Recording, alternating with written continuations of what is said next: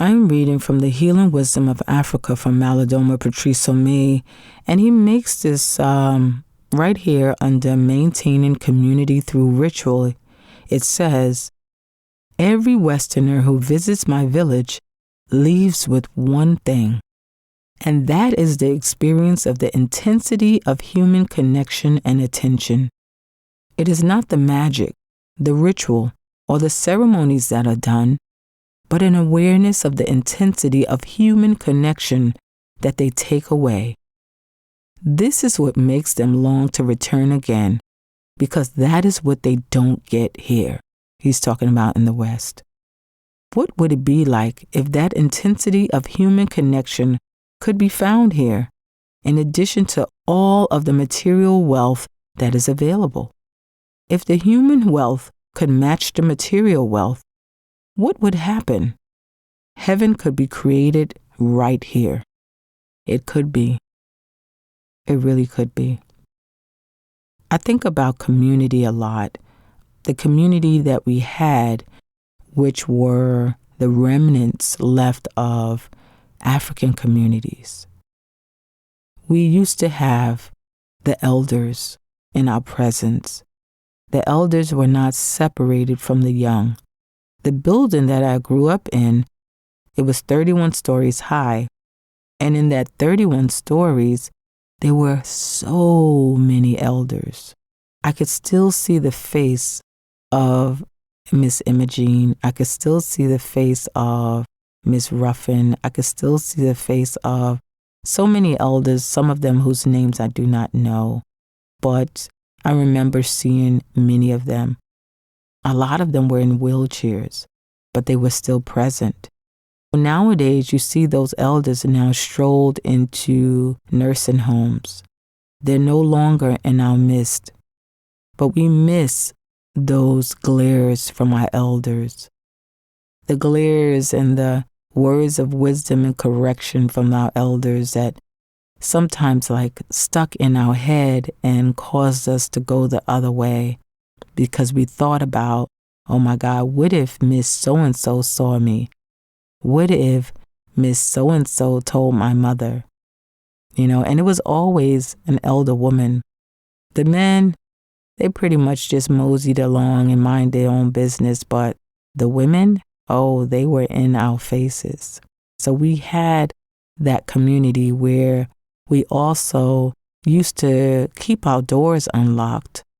We would go in and out of each other's houses and borrow things from each other. This one might have had the sugar, and this one might have had the flour. This one may have had the eggs, and this one had rice, or this one had salt. And it was never a problem. We also used to get milk delivered to our front door, and this is in Brooklyn, New York. They used to leave milk fresh from the farm in these glass bottles on the stoop, and we would have fresh milk. And so when I think about community, and I get sad about it because young people nowadays are looking for something that we once had. The young men were healthy. Their fathers, a lot of them were still dealing with the repercussions from being in the Vietnam War. So a lot of the fathers were on drugs or alcoholics. At least my uncles were. So they were absent. All we really had was the mothers. The government supported us as long as that man was not in the house. Yeah, we had food stamps. We had just hard times.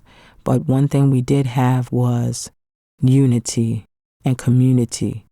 There was no one really elevated above the other. And this is the trick. And this is how we end up losing our community.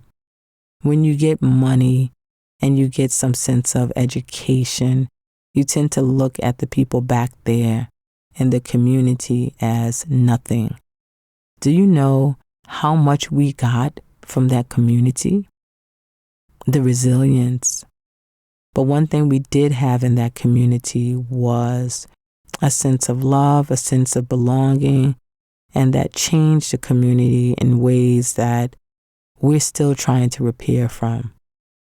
Malidoma Patrice Somé talks about initiation and community.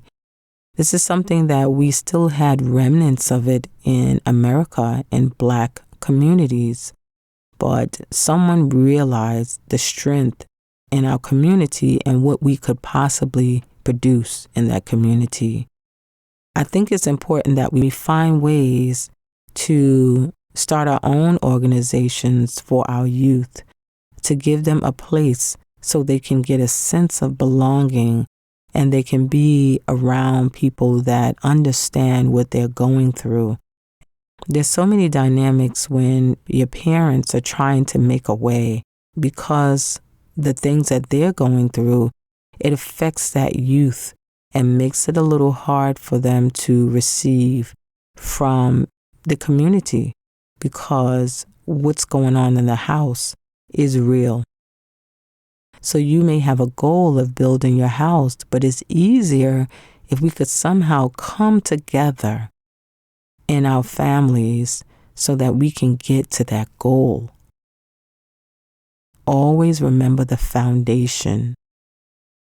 Always remembering that this is what got us here. And one thing I love about us as a people is our resilience. It's just like when you try to kill off a colony of ants and they rebuild and they keep multiplying. You can't get rid of them. They keep coming back. That's just an analogy, but that's who we are. That's who we've always been.